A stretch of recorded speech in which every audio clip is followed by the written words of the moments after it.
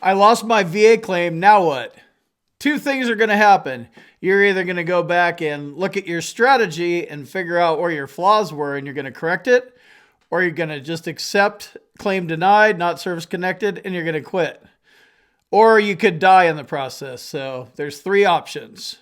You're going down one of these three paths, and it's up to you which one you decide to take. Your VA claim strategy was flawed. To illustrate this point, I'm going to show you the porch that I inherited from this house that I live in now. They basically poured part of it with concrete, and then they added onto it, and they used cinder blocks. They stuffed rebarb in the cinder blocks, and they filled them with dirt. Like no additional concrete was added on the foundational part, and then they put a little skim coat over the top. You know, of course, they didn't use the little vibrator to pack it down, just did a shitty half-assed job. And their strategy was flawed. And, you know, now I inherited that and I'm going to fix it.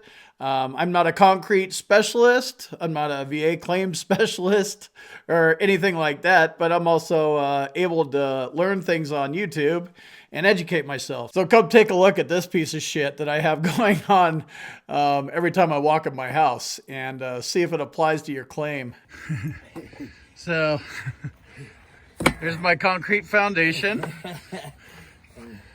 It's rebarb with a little skim layer, and it's all mud. No wonder it didn't settle. So we're trying to get up to that little thing. Hopefully that thing's more solid than the rest of this, but it's like this all the way around. Like, why even bother doing it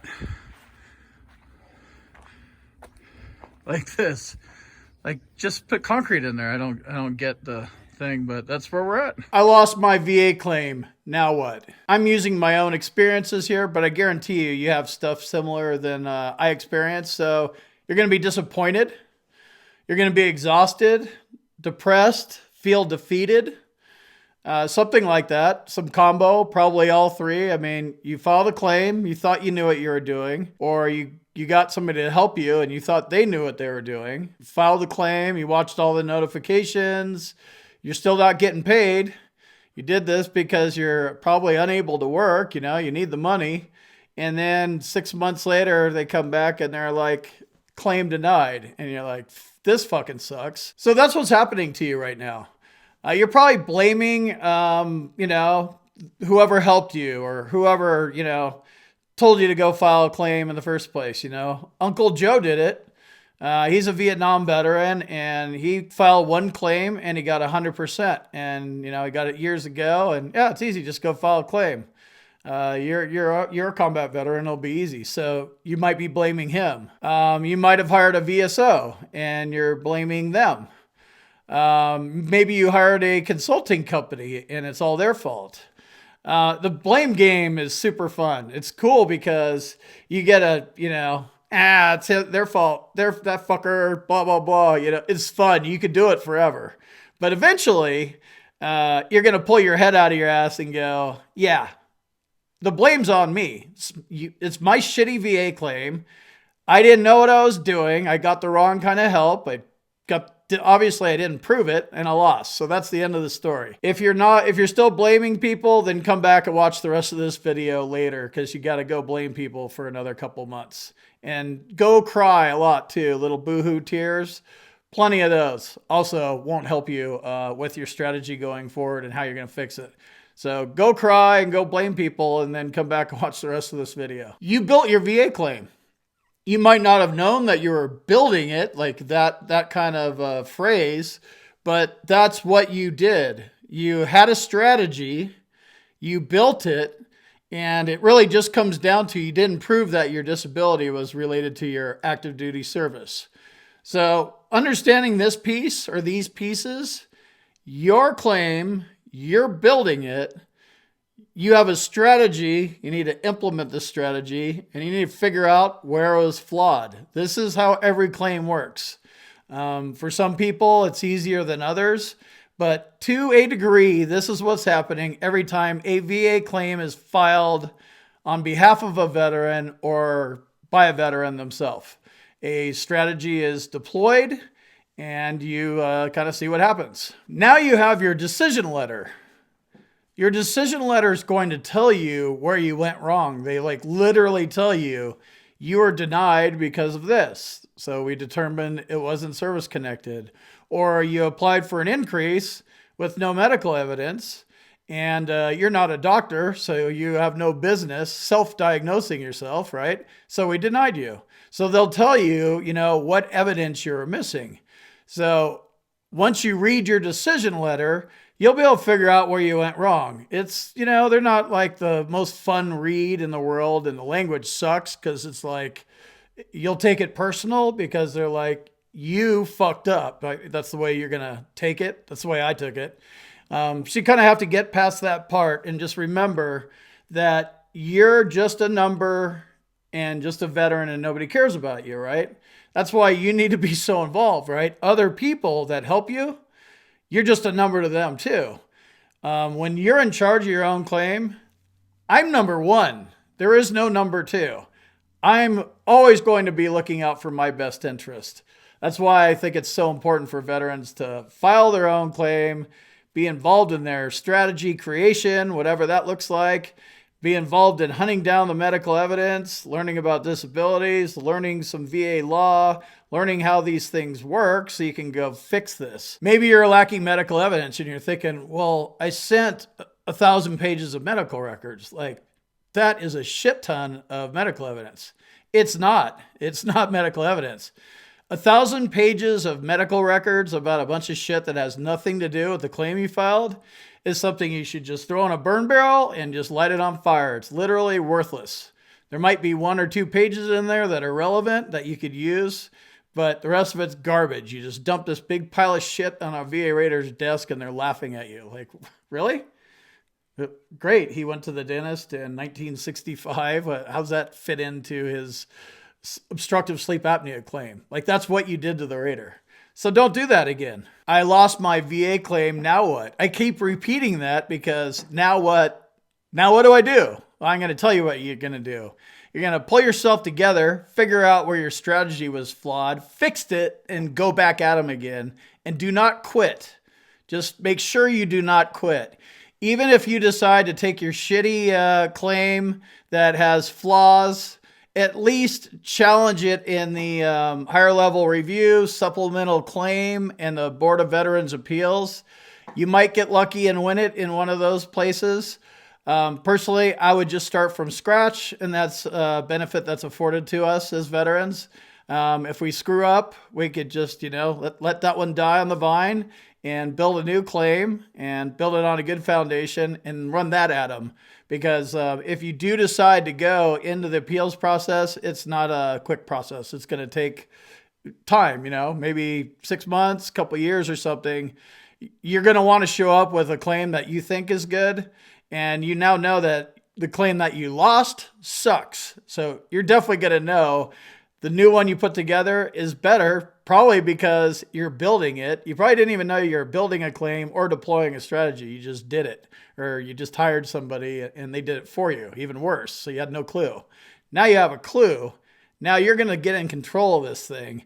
It's powerful. I'm telling you, it's boring and it's hard to read and stuff. But I mean, there's a lot of money here. $3,100 a month if you're 100% permanent and total for a single veteran. I mean, I live off of that. So it's no joke. I'm no expert, but I guarantee you that I could read your decision letter and figure out where you probably went wrong. I'm giving away a free one-on-one with Combat Craig, and we will go over your decision letter and look at where your strategy was flawed. So there's a hashtag and a keyword, and I'm hiding it in this video somewhere. Put that in the comments, and then I'm going to do a random drawing, and then I will reach out to you, and we will do a one-on-one. We'll dive into it, and we'll look at it. Like I said, I don't know everything, but I probably know a little more than you do, and I'll definitely get you thinking. Like, it'll be a helpful, productive conversation. So that's the whole point of this little giveaway thing. I throw the term medical evidence around a lot, and I think a lot of you guys don't even know what that means. So if you're a lawyer, you're really going to love this little analogy. So medical evidence is specific. And here's my examples, right? Circumstantial evidence, right? That's like legal evidence they use against you. DNA evidence, right? Like if it doesn't fit, you must acquit, right? Barry Scheck. There's hearsay, right? There's different types of legal evidence depending on, are you getting a divorce? Are you facing a murder charge? Are you fighting a speeding ticket? Whatever, a DUI? Like there's different strategies and types of evidence that's being used against you. And for you. So there's different types of medical evidence as well. So actual medical evidence are things that link your current disability to your active duty service somehow or another. There's a link between them. That is medical evidence versus medical records that just have lots of mumbo jumbo in there. Even though you think it might be medical evidence, you need to make sure it's a current diagnosis with a diagnostic code. There's a medical opinion in there from a doctor saying this disability this guy's suffering from is a result of his active duty service on an at least as likely as not basis. And then you're going to need to document the severity of your symptoms, because the severity of your symptoms are where your rating comes from. So if your doctor says something like, yep, I diagnosed him with migraines. They were caused by his service-connected PTSD on a secondary basis, but he takes medications and they don't bother him at all. That's probably like a 0 or 10%. Now, on the other hand, if the doctor says the migraines cause him to lay down in a dark spot for 2-3 hours a week, or a day at a week or whatever, he's just got to go shut it down. He can't work where he doesn't know when it's going to come on. They just come on. Now he's starting to talk about a very severe case of migraines, and that's 50%.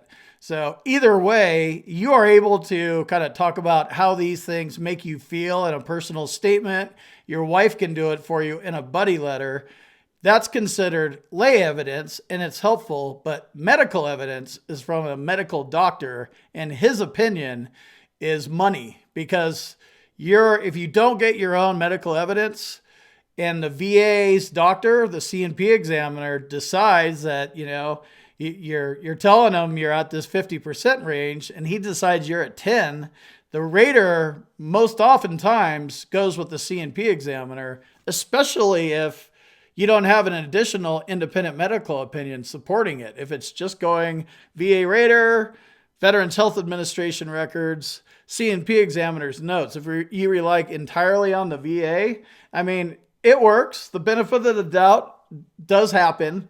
It's just a bad way to go. It's a flawed strategy. So you want to strengthen that up. And once I understood that, that's how I won my last claim. So I'm talking from experience here. Let's go back out to my concrete project out in front and take a look at it. You have a problem with your strategy.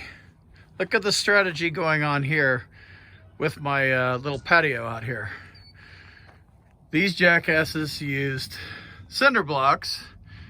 You filled them up with dirt, and they put a little skim layer of concrete over the top of it. And then they stuffed rebar in there.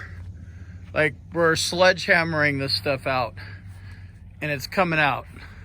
And we're not gonna need a jackhammer. That little claw tool, like that's getting the job done. So the strategy that was deployed when building this porch, it was like an add-on. I don't know how bad that is. This is what your VA claim could be like. It could be a flawed strategy, and you need to go into the foundation, dig into it, and see where the problems are. Just like this patio right here. And then, I don't want to go too far down the rabbit hole, but the way they put these pavers down, they're all uneven. They're sunken into the mud because they didn't put any base down, that gravel stuff, and then no sand on top of it. So it's just going to move around. So another example of a horrible strategy to keep something flat and looking nice, like your VA claim should. So as I'm looking at this thing, the guy that built it probably didn't want to spend any money. That's clear. Like, I don't even want to spend money on concrete. So I think he was cheap, and he was a half-assed guy, and he didn't give a shit. I think those are the things. That's the kind of guy that built my patio. So now I'm coming along and I'm looking at it, and I'm learning about concrete. But what I do know about concrete is there's different types. Like there's like a strength, like there's kinds you could drive on. There's kinds that like super heavy trucks can drive on. There's like stuff you could use for sidewalks if you're mainly going to be walking. There's like post hole concrete, you pour in the posts. So they all have different strengths, and then mixtures of like sand and rock and concrete and stuff like that. So I'm looking at this situation here, and I'm thinking, all right, it needs to be built out of concrete so it doesn't just disintegrate again. There's an existing patio. I don't even know if that's all concrete yet. We'll get to that once we sledgehammer out this. And I'm going to be looking at, am I going to build this new one onto this, or do I need to demo that thing too? Am I going to get my drill out and, drill holes into the steps or into the current foundation, if it actually is a solid foundation, and give something for the new concrete to hold on to? That wasn't done either. There's just cracks. So I use this analogy with the concrete because I think any of you guys can tell that this was just a total piece of shit job, and it was horrible. And I'm telling you that there are versions of this in your current VA claim that you just lost, and they're easier to spot than you may think. But you're going to have to take charge of it, and you're going to have to, dig into it and learn something. Continue educating yourself at whatever smartness you are. You're going to have to learn this. So I don't know how you consume things, like 10 minutes a day. For me, I got really into it, and I do the YouTube channel. So I'm always thinking about claims and analogies because I'm trying to be a better educator. So I use a lot of analogies, but I read a lot, like no more politics. Like I'm listening to YouTube. I'm listening to VA Claims Insider, same video over and over and over again, just catching, okay, he explained it like this. There's VA lawyer YouTube channels. How are they explaining things? And it's just, I go to sleep with that stuff on. It's just always around me. I get an idea, I jot it down, I come to the computer, see if it's something that I could develop, is it something I can understand, is it something I can explain? So I'm at a different level right now, and I've been in this zone for about a year and a half because I want to make this successful, this YouTube channel. I want it to grow, and I want to continue to help veterans. So I need to be, I have focus issues, so I can't have politics and bullshit and football and all that. It's just VA claim stuff because there's a lot to it. So that's how I do it. I don't know how you're going to do it, but I'm kind of learning about a lot of disabilities so I can, help you guys apply them to your variety of disabilities. The cool thing for you is you only need to worry about your own disabilities and learn them. So the 3 things you have or the 15 things you have, just focus on those. I'm like literally learning bits and pieces and trying to fit together hundreds of disabilities. And, I'm up for the challenge. I'm pretty much talking about whatever I think I could talk about. So this one was, I lost my VA claim. Now what?